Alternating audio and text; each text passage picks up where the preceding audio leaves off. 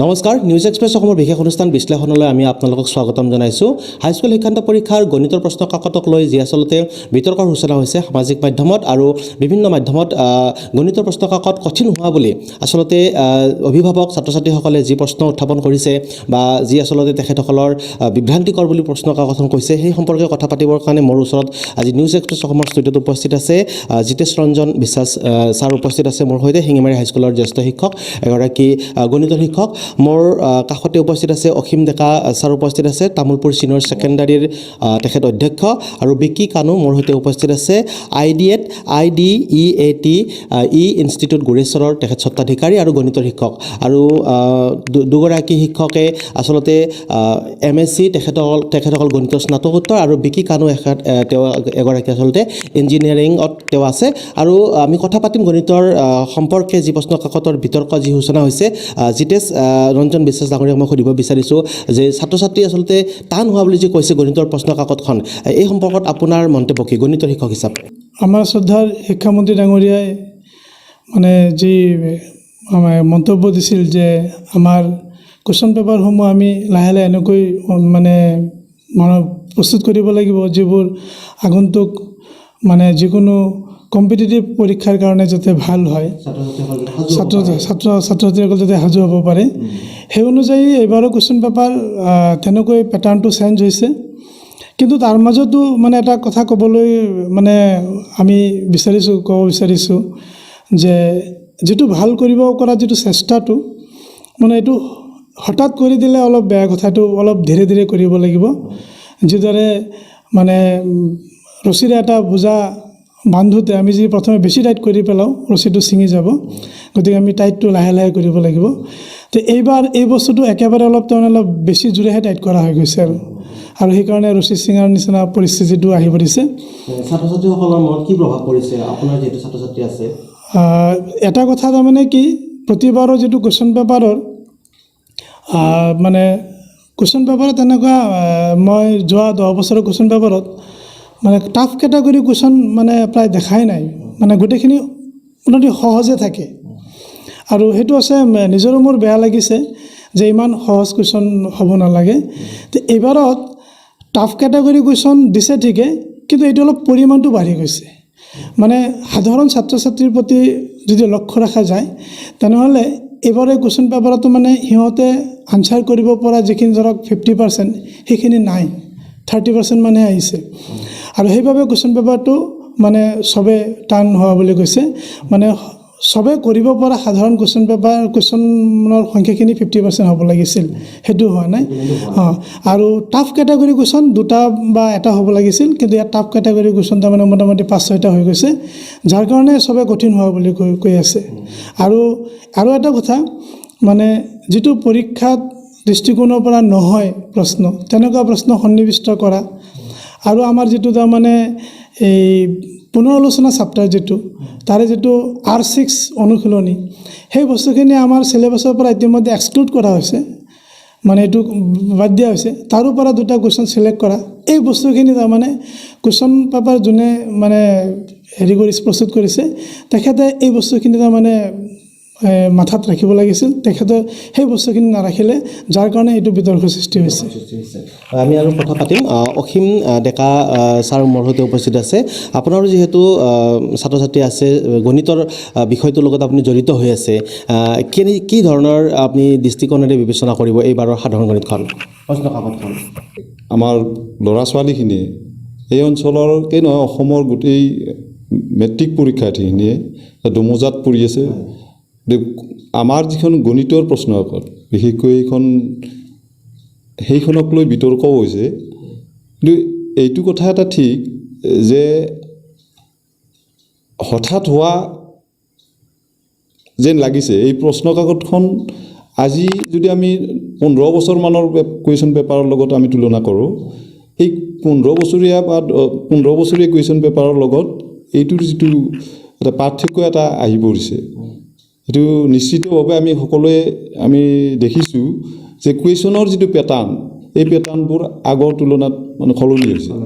এইটো আৰু ইয়াতে আমাৰ উপৰোক্ত বক্তাই কোৱা নিচিনাকৈ এই যিটো আমাৰ হাৰ্ড কুৱেশ্যন, সেই হাৰ্ড কুৱেশ্যনৰ পৰিমাণটো বেছি হৈছে আৰু ইয়াত এটা কথা ঠিক ইয়াৰ আভাস কিন্তু প্ৰশ্ন কাকত প্ৰস্তুত হোৱাৰ আগতেই চৰকাৰীভাৱে এটা ৱৰ্কশ্বপৰ জৰিয়তে শিক্ষক সমাজলৈ বা বৌদ্ধিক সমাজলৈ এইটো এটা আগজাননী এটা দিয়া হৈছিল আমি গম পোৱা মতে এইখিনি কিন্তু গ্ৰাছৰুট লেভেললৈকে কিভাৱে গৈছে সেইটো এটা চিন্তাৰ বিষয় কিন্তু এই কথাখিনি নিশ্চয় গ্ৰাছৰুট লেভেললৈকে যোৱা নাই পেটাৰ্ণটো হঠাৎ হোৱা পৰিৱৰ্তনৰ কাৰণে হঠাৎ হোৱা যিটো সলনিৰ কাৰণে হয়তো আমাৰ ল'ৰা ছোৱালীখিনি বিমূৰত পৰিছে এইটো আৰু বিমূৰত পৰাটো স্বাভাৱিক আমাৰ তাত কুৱেশ্যন অন্ততঃ 24% কুৱেশ্যন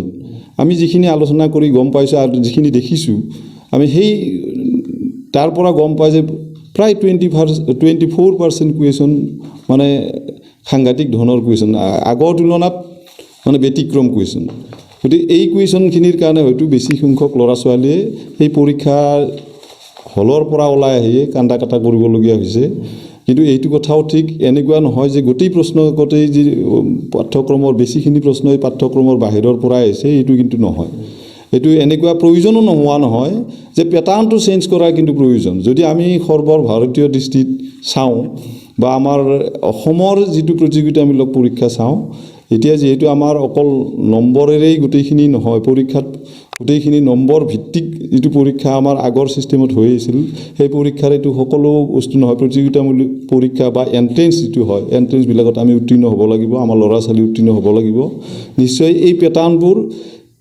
এই এণ্ট্ৰেঞ্চ বা কম্পিটিটিভ এক্সামৰ লগত লিংক থকাকৈ দিব পাৰিলে আমাৰ ভৱিষ্যত প্ৰজন্মৰ কাৰণে সুবিধা হ'ব নিশ্চয় গতিকে এইটো সলনি কৰিব লাগিবই কিন্তু সলনি কৰা নিয়মটো হয়তো হঠাৎ হোৱাৰ কাৰণে এইটো অলপ বিমূৰত পৰিছে ল'ৰা ছোৱালীখিনিয়ে কিন্তু আমি এইটো লাহে লাহে হ'লেও সলনি কৰিব লাগিব ল'ৰা ছোৱালীৰ মনত এইটো কি কৰি ধাৰণাটো দিব পাৰিব লাগিব আৰু এদিন নহয় এদিন নিশ্চয় এইবিলাকৰ এটা আৰম্ভণি হ'ব লাগিব এই আৰম্ভণিটো এইটো এইবাৰ হোৱাৰ কাৰণে ল'ৰা ছোৱালীখিনি অলপ বিমূৰত পৰিছে মোৰ পক্ষত মই যদি ব্যক্তিগতভাৱে ক'ব খোজোঁ এই কথাখিনি কুৱেশ্যন পেটাৰ্ণটো কিন্তু সলনি হোৱাটো একদম সঁচা কথা আৰু টান পোৱাটো সঁচা কথা যে ল'ৰা ছোৱালীবিলাকে আগৰ তুলনাত কুৱেশ্যনৰ কোনো মিল নথকা কুৱেশ্যন বহুত আহিছে সেই কুৱেশ্যনখিনি হয়তো এনচাৰ কৰিব পৰা নাই আৰু অসমৰ নিচিনা ঠাইত আচলতে আমি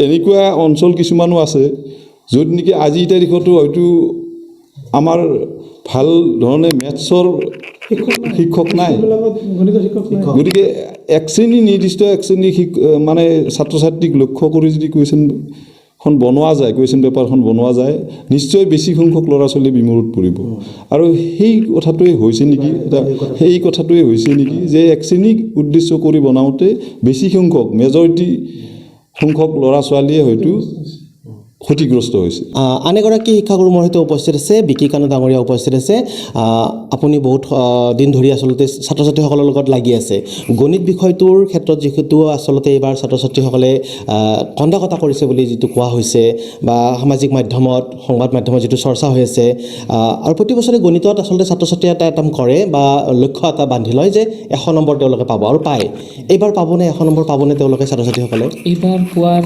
সম্ভাৱনা খুবেই কম আৰু যদি একদম একুৰেট চেক কৰা হয় মই নাভাবোঁ যে আমাৰ গুৰেশ্বৰ চেণ্টাৰৰ পৰা কোনোবা পাব কাৰণ বেছি সংখ্যক ল'ৰা ছোৱালীৰ লগত মোৰ অলপ মানে কণ্টেক্ট আছে এতিয়া মই মানে জাষ্ট এনালাইচিছ কৰি দিওঁ আৰু কিন্তু মোৰ এইটো নিজা মানে এক্সপিৰিয়েঞ্চৰ পৰা মই জাষ্ট এনালাইচিছ কৰিম এতিয়া কুৱেশ্যন যিটো ব্লু প্ৰিণ্ট আছিল তাতে 3 ধৰণৰ কুৱেশ্যনৰ আলোচনা কৰিছিল নলেজ বেছড আণ্ডাৰষ্টেণ্ডিং বেছড আৰু এপ্লিকেশ্যন বেছড এতিয়া কিছুমান কুৱেশ্যন ধৰি লওক কুৱেশ্যন নম্বৰ 4 লখাগু গসাউ ওলোৱা কুৱেশ্যন মিনছ LCM HCF এইটো ইমান ধুনীয়া এটা কুৱেশ্যন দিছে আৰু অপশ্যন কেইটাও মানে অলপ পাজল টাইপ দিছে যিটো ভৱিষ্যতে এণ্ট্ৰেঞ্চ লেভেলত কাৰণে খুবেই এইটো হেল্পফুল হ'ব সেইটো কুৱেশ্যনটো মোৰ খুবেই ভাল লাগিছে বাকী 2-এটা কুৱেশ্যন ডিৰেক্ট অনুশীলনী বা উদাহৰণৰ পৰা দিছে তাৰপিছত কুৱেশ্যন নম্বৰ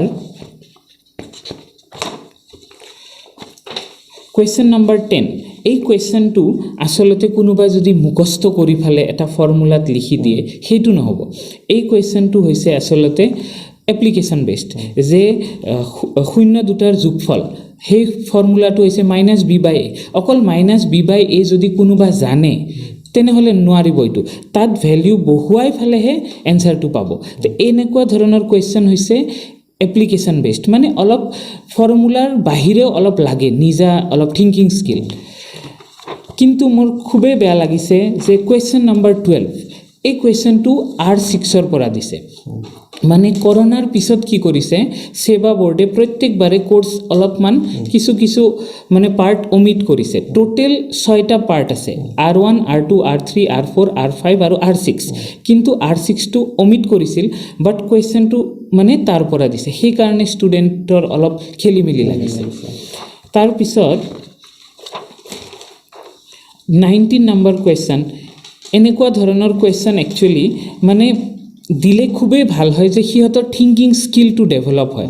এইবিলাক মানে কি আণ্ডাৰষ্টেণ্ডিং, নলেজ এইবিলাকৰ কম্বিনেশ্যন। যদি ষ্টুডেণ্টে কনচেপ্টটো বুজি নাপায় আৰু এপ্লাই কৰিব নোৱাৰে তেনেহ'লে ছল্ভ কৰিব নোৱাৰে। সেইকাৰণে এনেকুৱা ধৰণৰ কুৱেশ্যন দিয়াৰ কাৰণে মই খুবেই ভাল পাইছোঁ, যাতে ফিউচাৰত এণ্ট্ৰেঞ্চ যিকোনো নীট বা JEE মেইনছ বা যিকোনো হাই লেভেল এক্সাম দিলে তেওঁলোকৰ মানে তেনেকুৱা এটা আইডিয়া হ'ব যে এনেধৰণৰ কুৱেশ্যন আহে। বাট কুৱেশ্যন নম্বৰ 21 ছেম মিষ্টেক, মানে R6 চিলেবাছৰ পৰা ৰিমুভ কৰিছিল কিন্তু কুৱেশ্যনটো দিছে। এতিয়া কিছুমান মানে টিচাৰৰ পৰা মই গম পালোঁ যে এই কুৱেশ্যনটো ট্ৰেপিজিয়ামৰ কুৱেশ্যন ক্লাছ 8-9ত আছে, কিন্তু মই ভাবোঁ যে হয় আছে, থাকিব পাৰে, কিন্তু সমস্যাটো হ'ল যিটো চেপ্টাৰ অমিট কৰিছে সেইটো ষ্টুডেণ্টে ষ্টাডি নকৰে। আৰু ইয়াত যিহেতু মই ক'ব খুজিম এটা কথা, যিটো মোৰ পাৰ্চনেল অপিনিয়ন, যে এইটো জেনেৰেল মেথামেটিক্সৰ পেপাৰ। কিছুমানে এইটোক কৈছে এডভান্সৰ পৰা আহিছে বা এডভান্সৰ ষ্টুডেণ্টবিলাকে পাৰিছে।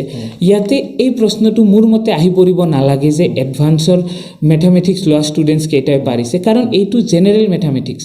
ইয়াত হিন্দী, সংস্কৃত বা কম্পিউটাৰ ছায়েন্স লোৱা ষ্টুডেণ্টেও এটেম্প্ট কৰে এইটো এক্সাম। তো মোৰ মতে এই কুৱেশ্যনটো দিয়াটো ভুল হৈছে, কাৰণ এইটো ডিৰেক্টলি R6ৰ কুৱেশ্যন। তাৰপিছত কিছুমান কুৱেশ্যন খুবেই কনচেপচুৱেল দিছে, যিটো মোৰ ভাল লাগিছে। হয়তো ষ্টুডেণ্টে পাৰা নাই সেইটো বেলেগ কথা, কিন্তু কনচেপ্ট বেছড কুৱেশ্যন দিছে।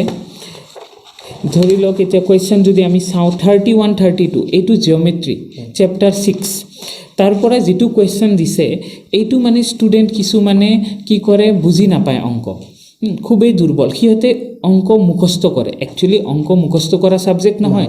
তো এই বস্তুটো আচলতে জিঅ'মেট্ৰিটোৰ মানে ভিতৰত কি আছে, উপপাদ্য এটাত কি আছে, অকল উপপাদ্যটো মুখস্থ কৰি ফালে নোৱাৰিব, তাত এপ্লাই কৰিব জানিব লাগিব। সেইকাৰণে মই ভাবোঁ 31-32 এই কুৱেশ্যন কেইটা খুবেই ধুনীয়া হৈছে।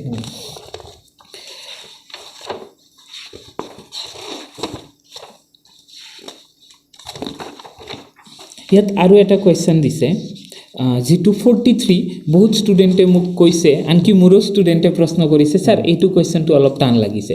কিন্তু এই কুৱেশ্যনটো টান নহয়, আচলতে এইটোত এজিউম কৰিব লাগে। মানে আমি কিছুমান বস্তু ফৰ্মুলা জানিলেও কৰিব নোৱাৰোঁ, তাত আমি ধৰি লওঁ সাধাৰণতে মেথছত। 43 নম্বৰ সেইটো মানে খুব ধুনীয়া প্ৰশ্ন দিছে, সেইটো কনচেপ্ট বেছড কুৱেশ্যন। এতিয়া MCQ যিকেইটা দিছে মই ভাবোঁ যে কুৱেশ্যন যদিও অলপ মানে ব্যতিক্ৰম হৈছে, কাৰণ 23লৈকে কোনো ধৰণৰ MCQ পেটাৰ্ণ নাছিল, বা থাকিলেও 10 মাৰ্কছ আছিল, এইবাৰ 45 মাৰ্কছ আছে, যিটো টোটেল পেপাৰৰ 50%। তেনেহ'লে দুই এটা তেনেকুৱা কুৱেশ্যন থাকিবই। আৰু MCQত মই ভাবোঁ যে নলেজ বেছ, কনচেপ্ট বেছ যিকেইটা কুৱেশ্যন দিছে সেইটো ঠিকে আছে, জাষ্ট আউট অফ চিলেবাছ কুৱেশ্যনবিলাক আহিব নালাগিছিল। এইটো আচলতে তেওঁলোকৰ অলপ মানে ভুলো হৈছে, আৰু তেওঁলোকে এইটো চাব লাগিছিল মানে কুৱেশ্যন পেপাৰ ছেট কৰাৰ আগতে। এতিয়া 46 নম্বৰ আমি আহিম লং কুৱেশ্যন ছেকশ্যন B। 46 নম্বৰ কুৱেশ্যনটো আচলতে বহুতে 4x⁴ দেখি ফালে মোক কিছুমান ষ্টুডেণ্টে প্ৰশ্ন কৰিলে যে ছাৰ 4x⁴ আমিতো কোৱাড্ৰেটিক শিকিছোঁ, দ্বিঘাত মাত্ৰা 2, কিন্তু এইটো সেইটো চেপ্টাৰৰ অংক নহয়, এইটো আচলতে a square plus b square equal to a plus b whole square minus 4ab, সেই সূত্ৰ ব্যৱহাৰ কৰিলে 3-4 লাইনত হৈ যায়। এইটো কোনো ধৰণৰ টান প্ৰশ্ন নহয় আৰু ক্লাছ 10 লেভেলত এইটো খুবেই সহজ প্ৰশ্ন। জাষ্ট হয়তো সিহঁতে তেনেকুৱা কুৱেশ্যন প্ৰেক্টিছ কৰা নাই, সেইটোৰ কাৰণে হয়তো হ'ব পাৰে। বাকী নেক্সট আপোনাৰ কুৱেশ্যন নম্বৰ 50।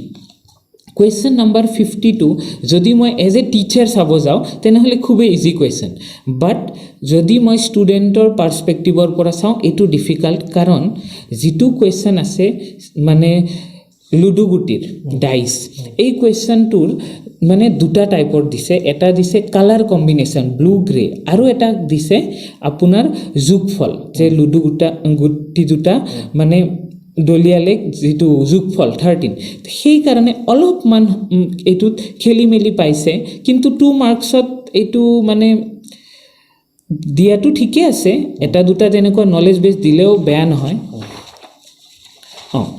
এতিয়া 51 নম্বৰ কুৱেশ্যনটোত কি হৈছে, আগৰ যিমান আপুনি লাষ্ট 10 ইয়াৰ্ছৰ পেপাৰ চাব, এই চেপ্টাৰটোৰ পৰা 2 ধৰণৰ কুৱেশ্যন আহে, হয়তো ছাবষ্টিটিউশ্যন মেথড আহিব, নহ'লে গ্ৰাফিকেল মেথড, নহ'লে ক্ৰছ মাল্টিপ্লিকেশ্যন। এতিয়া ইয়াত কি হৈছে, যিটো কুৱেশ্যন দিছে সেইটো বেলেগ মেথডেদিও কৰিব পাৰি, কিন্তু অলপ জটিল। তো বহুত ষ্টুডেণ্টে কি কৰে, গোটেই মেথডবিলাক চাই অহা নাই, আৰু মেথড তেনেকৈ গোটেই মেথড নাজানা কাৰণে হয়তো সিহঁতে এইটো কৰিব জানা নাই। এই কুৱেশ্যনটো মই ভাবোঁ যে এইটো খুবেই ষ্টেণ্ডাৰ্ড কুৱেশ্যন, আৰু আগৰ বছৰকেইটাত মানে থকা কাৰণে অথবা যিটো কুৱেশ্যন থাকে সেইটোৰ কাৰণে সিহঁতে অলপ খেলি মেলি পাইছে। বাকী 53 নম্বৰ কুৱেশ্যন, বহুত ষ্টুডেণ্টে মোক এইটো প্ৰশ্ন কৰিছে, কিন্তু এইটো খুবেই ধুনীয়া কুৱেশ্যন, মানে ক্লাছ 7-8ৰ কনচেপ্ট, যিটো simple interest equal to PRT/100, সেইটো ফৰ্মুলা ব্যৱহাৰ কৰি, আৰু যিটো ক্লাছ 10ৰ চেপ্টাৰ 5 সমান্তৰ প্ৰগতি এৰিথমেটিক প্ৰগ্ৰেশ্যন, সেইটো ব্যৱহাৰ কৰিলে ধুনীয়া কৰি এইটো সলভ কৰিব পাৰি। অৰ্থাৎ এইটো সপ্তম শ্ৰেণী বা অষ্টম শ্ৰেণীত আছে চিম্পল ইণ্টাৰেষ্টৰ ফৰ্মুলা আছে। এতিয়া বহুতে সেইটো মনোযোগ দিয়া নাছিল হয়তো, আৰু 10ত পালেও মানে এই কুৱেশ্যনটো নোপোৱা কাৰণে সিহঁতৰ অলপ খেলি মেলি লাগিছে। বাকী 55 নম্বৰ কুৱেশ্যনটো খুবেই দুখ লগা, মানে ছেবা বোৰ্ডে কেনেকৈ এইটো কুৱেশ্যন পেপাৰটো পাছ কৰি দিব পাৰে, সেইটো মই অলপ শ্বক হৈছোঁ আচলতে, কাৰণ এটা ষ্টেটৰ বোৰ্ড যিটো আমি বহুত বিশ্বাস কৰোঁ। এতিয়া এই কুৱেশ্যনটো অনুশীলনী 7.4 এক্সাৰচাইজ 7.4ত আছে, যিটো ষ্টাৰ মাৰ্ক দিয়া আছে, আৰু তলত লিখা আছে not from the point of view of examination, পৰীক্ষাৰ দৃষ্টিকোণৰ পৰা নহয়। সেইকাৰণে মই ভাবোঁ এই প্ৰশ্নটো দিয়াটো খুবেই ভুল হৈছে, মানে এইটো দিব নালাগিছিল। তাৰপিছত 59 নম্বৰ কুৱেশ্যন, এই কুৱেশ্যনটো আচলতে মানে তাত যিটো যদি আপোনালোকে চাই কিতাপত পেজ নম্বৰ 302ত আছে, হেডিংটো হৈছে মিডিয়ান অফ গ্ৰুপ ডেটা, অৰ্থাৎ শ্ৰেণী অন্তৰাল থকা প্ৰশ্ন।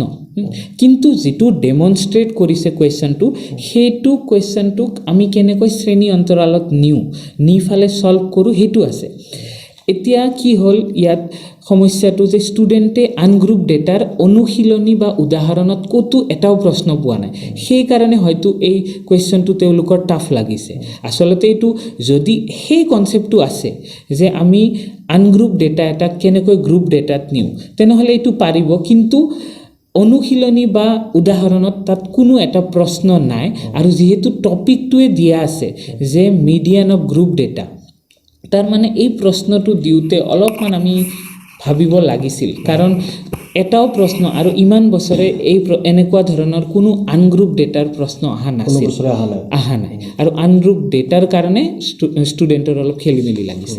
তাৰপিছত আহিম এইবাৰ আটাইতকৈ ব্যতিক্ৰম যিটো কুৱেশ্যন, সেইটো হৈছে 61।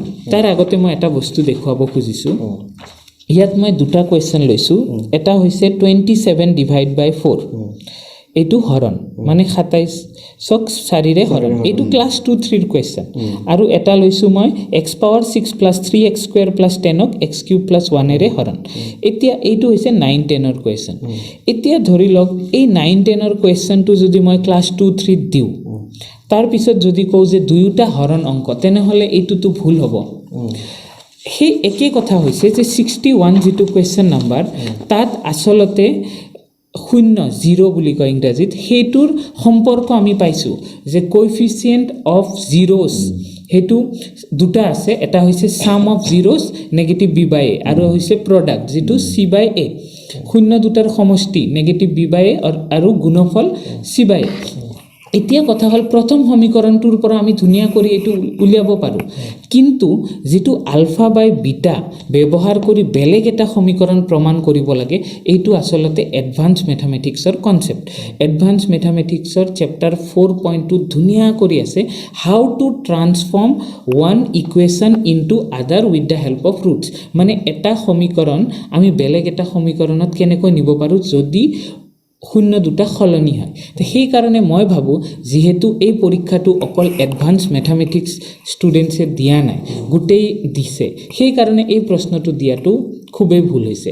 আৰু তাৰ মাজত মই আৰু এটা কথা ক'ম যে কুৱেশ্যনটো, এই লাষ্টৰ কুৱেশ্যনটো কিছুমান চোকা ষ্টুডেণ্টে দেখা পাই ফালে যাৰ এডভান্স মেথামেটিক্স নাই, সিহঁতে কিছুমান আছে কম্পিউটাৰ ছায়েন্স লৈছে কিন্তু এনে মেথামেটিক্সতো খুব ভাল, কিন্তু সিহঁতৰ কি সমস্যা হৈছে মোক মানে কৈছে দুজনমান ষ্টুডেণ্টে কি ছাৰ এইটো কুৱেশ্যন আৰু মিডিয়ান মধ্যমাৰ প্ৰশ্নটো দেখা পায়, সিহঁতৰ মানে কিছুমানে এতিয়া 100 এটেম্প্ট কৰিব আৰু মানে পাব তেনেকুৱা এটা টাৰ্গেট লৈ পেলাই আহে। যেতিয়া সিহঁতে দেখা পালে 7 নম্বৰ কুৱেশ্যন ডিৰেক্টলি মিলা নাই, তেতিয়া মানে সিহঁতে খুবেই নাৰ্ভাছ হৈছে। আৰু যিকেইটা আৰু বেছি দুৰ্বল সিহঁতেতো আগৰ প্ৰশ্নকেইটাও কেইটামান দেখা পায় আৰু বেছি নাৰ্ভাছ হোৱাৰ ফলত কি হৈছে MCQ কেইটামান সহজ প্ৰশ্ন খেলি মেলি লগাই থৈ আহিছে। তো এইটো মানে একচুৱেলি এটা ডাঙৰ সমস্যা হৈছে। যদিও এতিয়া আমাৰ এডুকেশ্যন মিনিষ্টাৰ ছাৰে যিটো ক'লে যে হয়তো বাহিৰৰ পৰা যদি আহিছে আমি সেই নম্বৰটো দিম, কিন্তু মই ভাবোঁ সেইখিনি নম্বৰ দিলেও মানে ষ্টুডেণ্টৰ লগত জাষ্টিফিকেশ্যন নহ'ব, কাৰণ যিটো পেনিক হয় এটা নাৰ্ভাছ, মানে আমাৰ নাৰ্ভাছ ছিষ্টেমটোত যিটো মানে এটা পেনিক ক্ৰিয়েট হয়, সেই পেনিকৰ কাৰণে পাৰা অংকটোও পাহৰি যায়। আৰু কিছুমান ষ্টুডেণ্ট এতিয়া সিহঁতে ভৱিষ্যতে ভাবিছে আমি আৰ্টছ ল'ম আৰু সেইফালে যাম, সিহঁতে জাষ্ট এইটো বিচাৰে যে কিবা এটা সন্মানজনক 50-60 পালে হ'ব। এতিয়া তেওঁলোকে মানে এতিয়া 30 এটেম্প্ট কৰিব পৰা নাই, যদি কিবা কাৰণত বেয়া হৈ যায় তেনেহ'লে তেওঁলোকৰ কেৰিয়াৰটো অলপ এফেক্ট হ'ব। আৰু যদি ছায়েন্সৰ ষ্টুডেণ্টে অলপ কম পায় আৰু তেওঁলোকে একচুৱেলি ছায়েন্সৰ ফিল্ডত যাব খোজে, তো সেইটো ইমান মই নাভাবোঁ যে ইমান এটা প্ৰব্লেম হ'ব। কিন্তু কোনোবা আৰ্টছ লোৱা ষ্টুডেণ্ট যদি ফেইল হৈ যায় সেইটো এটা ডাঙৰ বিষয় হৈ যাব, মই ভাবোঁ সিহঁতৰ লাইফত সৃষ্টি হ'ব। হয়, আচলতে সুন্দৰকৈ বিশ্লেষণ কৰিছে আচলতে পেপাৰখনৰ সম্পৰ্কে বিকিকানে ডাঙৰীয়াই। আমি শেষলৈকে আহিছোঁ অনুষ্ঠানৰ, যে যিটো জাষ্টিফিকেশ্যনৰ কথা কৈছে গাৰ্জেনসকল বা ছাত্ৰ ছাত্ৰীসকলে কৈ আছে যে নম্বৰ দিব লাগে, আৰু কিছুমানে কৈ আছে কি পুনৰ পৰীক্ষা পাতিব লাগে। আপুনি এগৰাকী শিক্ষক হিচাপে কি ক'ব, কেনেকৈ ন্যায় পাব ছাত্ৰ ছাত্ৰীসকলে? আচলতে মানে আমাৰ শিক্ষামন্ত্ৰী ডাঙৰীয়া ছাৰে যিটো ক'লে যে যদি আমাৰ চিলেবাছৰ বহিৰ্ভূত কিবা আহিছে সেইখিনি নম্বৰ ধৰি দিব। আমাৰ উপৰোক্ত বক্তাই যিটো কৈছে অকল নম্বৰ ধৰি দিলেই মানে উচিত বিচাৰটো নহ'ব, কাৰণ পৰীক্ষা হলত বহি ছাত্ৰ ছাত্ৰীসকলৰ যিটো মনোভাৱ, মানে এই যে দুটা প্ৰশ্ন বাহিৰা মই নৰিম, তাৰ কাৰণে বহুত পাৰা প্ৰশ্নও তাৰমানে এৰি থৈ আহিছে, মানে সেইটো পাহৰি গৈছে, অন্য হৈছে। মানে এই বস্তুটো মানে একদম পূৰা চিলেবাছত যিটো মানে আহিব নালাগে তেনেকুৱা বস্তু দি পেলাই মানে এটা ছাত্ৰৰ মাজত এটা বিভ্ৰান্তি সৃষ্টি কৰা হৈছে। মানে এই বস্তুটো খেলি মেলি হ'ব নালাগিছিল। আপোনাৰ মতে কেনেকৈ ন্যায় পাব এতিয়া ছাত্ৰ ছাত্ৰীসকলে? এতিয়াতো চৰকাৰে কি কৰা উচিত? আকৌ পৰীক্ষা ল'লেতো এইটো আৰু এটা তাৰমানে ছাত্ৰ ছাত্ৰীসকলৰ যিটো প্ৰস্তুতি, সেই প্ৰস্তুতিটো কিন্তু মানে হেৰাই গৈছে। পৰীক্ষা ল'লেও তাৰমানে যিটো এটা ঘটনা হৈ গ'লে সেইটোক মানে সংশোধন কৰাটো বহুত টান। গতিকে নম্বৰ ধৰি দিয়াটো ভাল হ'ব নে কি কৰা হ'ব? এতিয়া বৰ্তমান পৰিস্থিতিত তাৰমানে চিন্তা কৰিবলৈ গ'লে শিক্ষামন্ত্ৰী ডাঙৰীয়া ছাৰে যিটো কৈছে যে আমি যিখিনি আউট অফ চিলেবাছৰ নম্বৰ ধৰি দিম, সেইটো এটা উচিত হেৰি হ'ব, কাৰণ ইয়াৰ বাহিৰে কৰিব লগা একো নাই, উপায় নাই। অসীম ডেকা ছাৰলৈকে আহিছোঁ। আপুনি কি ভাবে যে ছাত্ৰ ছাত্ৰীসকলে কেনেকৈ ন্যায় পাব? আৰু লগতে এই ধৰণৰ প্ৰশ্ন কাকত বা সেৱাই যিটো আচলতে প্ৰতি বছৰে এটা অভিযোগ উত্থাপিত হয় যে সেৱাই কোনো এটা পৰীক্ষাই ভাল ধৰণে পাতিব নোৱাৰে, কেতিয়াবা পেপাৰ আউট হয়, কেতিয়াবা প্ৰশ্ন কাকতৰ বিভ্ৰান্তি হয়, কেতিয়াবা আউট অফ চিলেবাছ আহে। তো এই ধৰণে আচলতে সেৱাৰ যিটো আচলতে আচলতে কাম কাজ আৰু সেৱা ইতিমধ্যে প্ৰায় বন্ধ হ'ব বুলি আমি গম পাই আছোঁ। সেৱা আৰু কাউন্সিল একলগ হ'ব, মেট্ৰিক পৰীক্ষাও উঠি যাব। গতিকে গোটেইখিনি কথা আপুনি কেনেভাৱে বিশ্লেষণ কৰে? ঠিক যে আজি আমি যদি 10 বছৰমানৰ পৰা এটা ৰেকৰ্ড এটা চাওঁ যে প্ৰতি বছৰে সেৱাই অনুষ্ঠিত কৰা আমাৰ যিটো মেট্ৰিক পৰীক্ষা, বিশেষকৈ মেট্ৰিক পৰীক্ষাত কিন্তু বিসংগতিপূৰ্ণ হৈ থকা দেখা যায়। কোনোবা বছৰ কুৱেশ্যন পেপাৰ লিক হৈছে আৰু কোনোবা বছৰ বা পেপাৰৰে খেলি মেলি, এনেকুৱা বিসংগতি আমি প্ৰতি বছৰে দেখি আহিছোঁ। গতিকে এইটো কিন্তু চৰকাৰীভাৱে ৰোধ কৰিবলৈ সক্ষম হোৱা নাই আজি কোপতি। আৰু যোৱাবালিও আমাৰ এখন ধেমাজিত কুৱেশ্যন পেপাৰ লিক হৈছিলে। আৰু এই বছৰ আমি কিন্তু ভাবি আহিছিলোঁ, শিক্ষক সমাজে বিশেষকৈ আমি ভাবিছিলোঁ যে অন্ততঃ নিয়াৰিকৈ মেট্ৰিক পৰীক্ষাটো হৈ যাব। কিন্তু এইবাৰো যিটো আমাৰ বিতৰ্ক আহিল, কুৱেশ্যন পেপাৰখনক লৈ বিতৰ্ক হ'ল, সেইটো নিশ্চয় এটা বিতৰ্কই হয়। বহু ল'ৰা ছোৱালী গৈ ধৰ্ণা দিবলগীয়া অৱস্থা এটা আহিল। গতিকে এইসমূহ সমস্যা নিশ্চয় এটা চামেই কিন্তু অলপ বেলেগ ধৰণেও লৈ থকা দেখা যায় যে সেৱাক ধ্বংস কৰা এটা ষড়যন্ত্ৰ নেকি, আৰু তেনেকুৱা যেন কিন্তু এটা ভাৱ হয়। আৰু ইতিমধ্যেই আমাৰ নটিফিকেশ্যন ওলাই গ'ল যে সেৱা আৰু কাউন্সিল, সেই কাউন্সিলটোতে মাৰ্চ কৰি এটা ডিপাৰ্টমেণ্ট অফ স্কুল দি এটা বৰ্ড এখন বনোৱা হ'ব। সেইটো নিশ্চয় ভালেই হ'ব। আৰু এনেকুৱা এখন নতুন বৰ্ডৰ জৰিয়তে যাতে এই সমস্যাবোৰ নাহে, গতিকে নতুনকৈ চিন্তা কৰাৰ নিশ্চয় প্ৰয়োজন আছে। আমাৰ ইণ্টেলেকচুৱেলসকলে এই ব্যৱস্থাটোৰ জৰিয়তে কেনেকৈ কুৱেশ্যন পেটাৰ্ণটো চেঞ্জ কৰি আমাৰ নৱপ্ৰজন্মৰ সহায়ক হ'ব পাৰে, বা আমাৰ সৰ্বভাৰতীয় দিশতে কওক বা অসমৰ যিটো প্ৰতিযোগিতামূলক পৰীক্ষা এইসমূহত আমাৰ এটেণ্ড কৰিব পৰাকৈ আমি কেনেকৈ বনাব পাৰে, সেইখিনি কথা নিশ্চয় আগতীয়াকৈ চিন্তা কৰি এনেকৈ হঠাতেই যেতিয়া আমাৰ কুৱেশ্যন পেপাৰখন সলনি কৰি দি যাতে ল'ৰা ছোৱালীসকল ভৱিষ্যতে যাতে এনেকুৱা বিমূৰত নপৰে, মই আশা কৰিম। তেনেকুৱা এটা আমাৰ বৌদ্ধিক মহলক লৈ ইতিমধ্যে আমাৰ মাননীয় শিক্ষামন্ত্ৰী মহোদয়ে এখন তদন্ত কমিটি এটা গঠন কৰি দিছে যে এই কুৱেশ্যন পেপাৰখনত, যিখন আমাৰ বিতৰ্কিত হ'ল গণিতৰ কুৱেশ্যন পেপাৰ, সেই কুৱেশ্যন পেপাৰৰ তদন্ত কৰাৰ কাৰণে আচলতে এইটো সঁচা মিছা, আৰু যদি সঁচা হয়েই যে পাঠ্যক্ৰমৰ পৰা যিটো দাবী কৰি আছে, পাঠ্যক্ৰমৰ বহিৰ্ভূত কুৱেশ্যন আহিছে, যিটো নম্বৰটো আমাৰ ধৰি দিয়া হ'ব বুলি যিটো কৈছে, নিশ্চয় তাৎক্ষণিকভাৱে সিদ্ধান্তটো সেইটোৱেই হ'ব লাগিব বুলি মই ভাবোঁ। কাৰণ পুনৰবাৰ যদি পৰীক্ষা এটা পতা হয়, সেইটো সম্পূৰ্ণ এটা বেলেগ পৰিৱেশ এটা আহিব আৰু সকলোৰে হয়তো মানসিকভাৱে প্ৰস্তুতি নাথাকিবও পাৰে। আমি পৰীক্ষা দিয়াৰ সময়তো আমি গম পাওঁ যে পৰীক্ষা দি অহা যিটো মানে অৱস্থা, আকৌ নতুনকৈ পৰীক্ষা এটা দিব লাগিলে কিটো অৱস্থা হয় আমি সকলোৱে নিশ্চয় আমাৰ সকলোৱে জানো আমি এইখিনি কথা। পৰীক্ষা নতুনকৈ পতাৰতো প্ৰশ্নই উঠিব নোৱাৰে, এইটো কথাও নহয়। আৰু নিশ্চয় সেইটো নম্বৰটো দিয়াই এই সময়ত এইটো যুক্তিসংগত বুলি মই ভাবোঁ। ধন্যবাদ জনাইছোঁ। শেষত কি ক'ব বিকি কানু ডাঙৰীয়াই, কি ক'ব যে পেপাৰখন যিটো বিসংগতি হ'ল, আপুনি কৈছে যে আচলতে নম্বৰ দিয়াটোৱেই যুক্তিসংগত নহ'ব, কিন্তু কি কৰিব এতিয়া?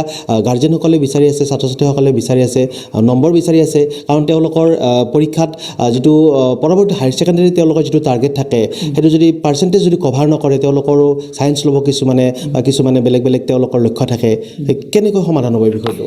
এতিয়া সমাধান বুলি ক'লে অকল নম্বৰটো ধৰি দিয়াই একমাত্ৰ সমাধান, কাৰণ বেলেগ এক্সট্ৰাভাৱে নম্বৰ দিয়াটো যুক্তিমূলক নহ'ব।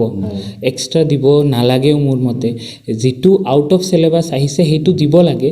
বাট এতিয়া মই ভাবোঁ যে যিহেতু মেট্ৰিক পাছ কৰাৰ পিছত এটা মাৰ্কশ্বিট পাব, সেইটো হয়তো সিহঁতৰ এটা অলপ মানে বেয়া লগা হ'ব। যেনেকৈ এতিয়া কৰোণাৰ সময়ত যিকেইজনে পাইছে খুবেই ভাল নম্বৰ পাইছে, বাট আল্টিমেটলি এইবাৰ যিটো পৰীক্ষা হৈ গ'ল সেইটোত সিহঁতৰ ৰিজাল্টটো গম পালোঁ আমি, যে বহুতৰে সিমান এটা ভাল হোৱা নাই। মানে HSLC ৰিজাল্টটো এইটো নুবুজায় যে 12ত একেই থাকিব, হয়তো বহুত দুৰ্বল ষ্টুডেণ্টো বহুত ভাল ৰিজাল্ট কৰিব পাৰে, বা বহুত চোকা ষ্টুডেণ্টৰো বেয়া হৈ যাব পাৰে।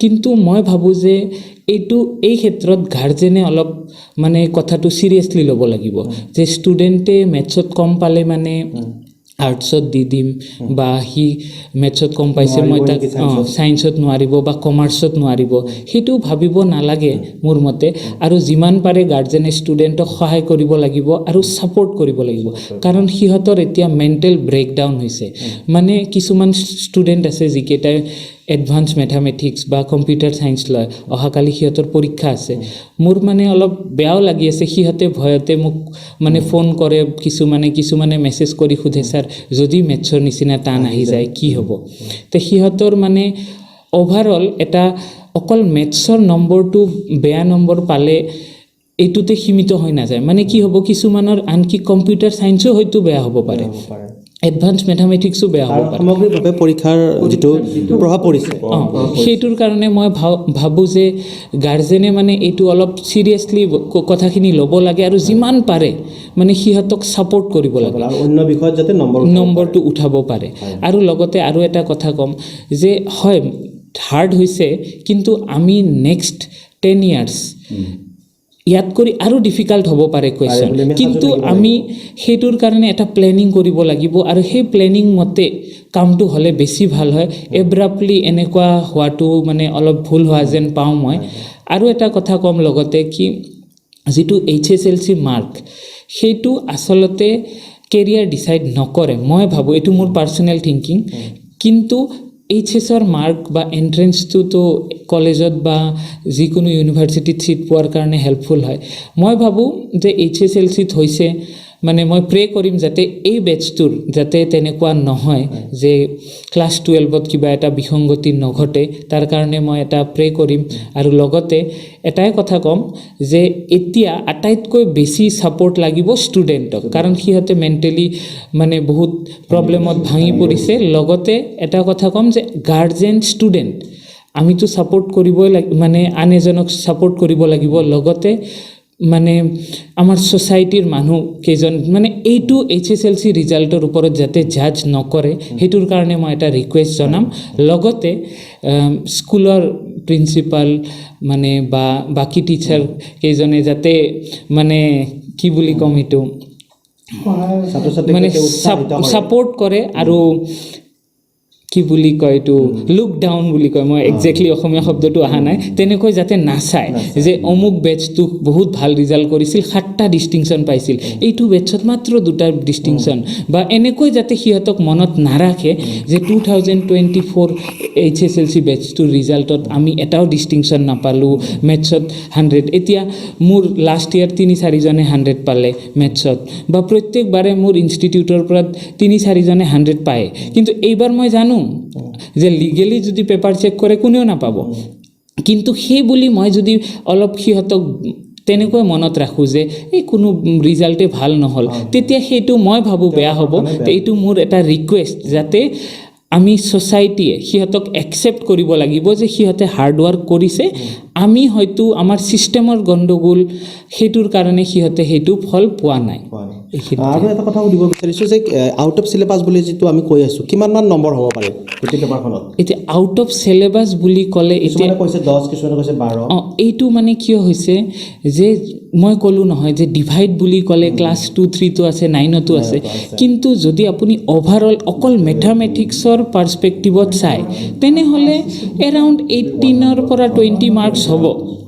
কিন্তু যদি আপোনালোকে এডভান্স মেথামেটিক্সৰ লগত কম্পেয়াৰ কৰে তেনেহ'লে 10ৰ তলতে থাকিব বাট মই নৰ্মেল মেথামেটিক্সৰ যদি কথা ক'ব যাওঁ একজেক্ট যিটো কুৱেশ্যন পেপাৰ জেনেৰেল মেথামেটিক্স তেনেহ'লে 18ৰ পৰা 20 হ'ব লাগে এইখিনিতে মই এটা কথা মৰমৰ ছাত্ৰ ছাত্ৰীসকলৰ উদ্দেশ্যে এটা কথা ক'ব খোজোঁ আমাৰ সময় নিশ্চয় পৰিৱৰ্তন হৈ গৈ আছে কিন্তু ৰিচেণ্টলি আমাৰ পৰীক্ষা ব্যৱস্থাটো অপেন বুক ছিষ্টেমত হ'ব ইতিমধ্যে CBSE দুই এটা হেৰি মানে পাইলট প্ৰজেক্ট হিচাপে আৰম্ভ কৰিছে অপেন বুক এক্সামিনেশ্যন হোৱাৰ লগে লগে আমাৰ কিমান টাফ কুৱেশ্যন হ'ব পাৰে সেইটোৰ সম্পৰ্কত অলপ আমাৰ ধাৰণা এটা আনি থাকিলে ছাত্ৰ ছাত্ৰীৰ কাৰণে ভাল ঠিক নহ'ব বুলিও ক'ব নোৱাৰি যে আমি যদি এডভান্স কাণ্ট্ৰিখিনিৰ কথা চাওঁ, এডভান্স কাণ্ট্ৰিত অ'পেন বুক ছিষ্টেমটো বহুত আগৰে পৰাই আছে, গতিকে আমাৰ বহুত দেৰিকৈ আহিছে। অ'পেন বুক হোৱাৰ লগে লগে কিন্তু কুৱেশ্যন কিতাপখন লগত চাই পেলাইও লিখিব পাৰিব, কিন্তু কুৱেশ্যন পেটাৰ্ণ ইমান জটিল হ'ব, কুৱেশ্যনখিনি তাত হয়তো কি কৰিব নোৱাৰিব পাৰে। গতিকে মই আজি আহ্বান জনাইছোঁ শিক্ষাগুৰুসকলৰ সন্মানীয় শিক্ষাগুৰুসকলৰ জৰিয়তে বা আমাৰ শিক্ষা জগতৰ লগত জড়িত যিখিনি বৌদ্ধিক মহল আছে তেখেতসকলক মই আহ্বান জনাম, এই ধাৰণাসমূহ আমাৰ ছাত্ৰ ছাত্ৰীসকলক যাতে আগতীয়াকৈ অলপ দিয়া হয়। ঠিক আছে, ধন্যবাদ জনাইছোঁ। আপুনি কিবা ক'ব বিচাৰিছে নেকি শেষত এটাই ক'ব বিচাৰিম যে আমাৰ শিক্ষামন্ত্ৰী ডাঙৰীয়া ছাৰে যিখিনি মানে ষ্টেপ ল'ম বুলি কৈছে, সেইখিনি যাতে ষ্টেপ লৈ ছাত্ৰ ছাত্ৰীক যিটো নিৰাশা মনত আহিছে আশাৰ সঞ্চাৰ কৰে, আৰু ছাত্ৰ ছাত্ৰীসকলেও যাতে বস্তুখিনি ধনাত্মকভাৱে লয়, ঋণাত্মকভাৱে নলয়, এয়া আহ্বান কৰি মই অসম নিউজ এক্সপ্ৰেছক ধন্যবাদ জনাই মোৰ কথাখিনি সামৰিছোঁ। ধন্যবাদ। ঠিক আছে, ধন্যবাদ জনাইছোঁ আমাৰ জিতেশ ৰঞ্জন বিশ্বাস ছাৰ, অসীম ডেকা ছাৰ আৰু বিকি কানি ডাঙৰীয়াক ধন্যবাদ জনাইছোঁ গুৰুত্বপূৰ্ণ বিষয়ত আজি তেখেতসকলৰ ব্যস্ততাৰ পিছতো এইখিনি সময় দিয়াৰ কাৰণে। আৰু আমি আশা ৰাখিম যে ছাত্ৰ ছাত্ৰীসকলক আচলতে গিনিপিক সজোৱা নহওক, আৰু ছাত্ৰ ছাত্ৰীসকলক চৰকাৰে বা শিক্ষা বিভাগে তেখেতসকলৰ ভৱিষ্যত যি আচলতে সুৰক্ষিত ভৱিষ্যতৰ কথা চিন্তা কৰি তেওঁলোকৰ যাতে ভৱিষ্যত ধ্বংস হৈ নাযায় তেনেধৰণে তেওঁলোকে শিক্ষা ব্যৱস্থাক আগুৱাই নিয়ক, আৰু শিক্ষাত যি আমূল পৰিৱৰ্তন হৈ আছে তাৰ কাৰণেও ছাত্ৰ ছাত্ৰী লগতে অভিভাৱকসকল সজাগ হৈ থাকক, আৰু পৰৱৰ্তীত যি আচলতে সৰ্বভাৰতীয় পৰীক্ষাসমূহ হ'বলৈ গৈ আছে তাৰ কাৰণেও তেওঁলোকে এই ধৰণৰ আচলতে ব্যৱস্থাত তেওঁলোকে সোমাই পৰিব লাগিব আৰু তেওঁলোক নিজকে সাজু কৰি তুলিব লাগিব, এই কথাখিনি আমি আহ্বান ৰাখিছোঁ। আৰু আজিৰ এই অনুষ্ঠানটোৰ পৰিকল্পনা আছিল ধৰ্মকান্ত ৰাজবংশী ডাঙৰীয়াৰ, কাৰিকৰী দিশত আমাক সহায় কৰিছে গজেন বড়ো ডাঙৰীয়াই, আৰু নিউজ এক্সপ্ৰেছ অসমৰ এই অনুষ্ঠান আপোনালোকে চাই থকাৰ কাৰণে ধন্যবাদ জনাইছোঁ, আৰু আজিৰ এই অনুষ্ঠান আমি ইমানতে সামৰণি মাৰিছোঁ। চাই থাকিব নিউজ এক্সপ্ৰেছ অসম।